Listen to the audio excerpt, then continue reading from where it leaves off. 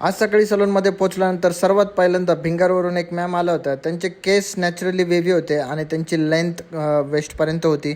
केसांची लांबी त्यांना मिड बॅकपर्यंत ठेवायची होती आणि हेअर्समध्ये भरपूर असे लेयर्स पाहिजे होता. त्यांचं फेस शेप आणि हेअरचं टेक्स्चर लक्षात घेऊन आपण त्यांना फेस फ्रेमिंग लेअर हेअरकट करायचं सजेशन दिलं. फायनल रिझल्ट तर खूपच छान होता आणि मॅमला देखील हेअरकट खूप आवडला. त्यानंतर भिंगारवरून नेहा मॅम आला होता आणि जवळपास 1 वर्ष झाले त्यांनी ट्रीटमेंट केली होती आपल्याकडे. नॅनोप्लास्टिया ट्रीटमेंट निघून गेली होती. अर्धे केस वेव्ही अर्धे केस स्ट्रेट दिसत होते.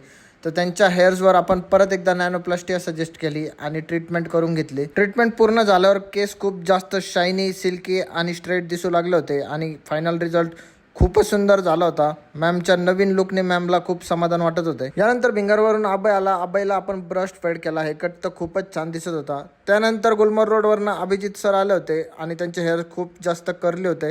रोज त्यांचे हेअर सेट नव्हते होत, तर आपण त्यांना साईडला थोडेसे शॉर्ट आणि क्राऊन सेक्शन थोडा मीडियम ठेवायला सजेशन दिलं. फायनल रिझल्ट बघू शकता तुम्ही. सरांना देखील हेअरकट खूप जास्त आवडला. त्यानंतर लगेचच अहिल्यानगरमध्ये आला. खूप जास्त पाऊस, वारा आणि एकदम डेंजर वारं होतं भाई. झाडं बिडं उकडून पडत होते. लाईट तर लगेच गेली.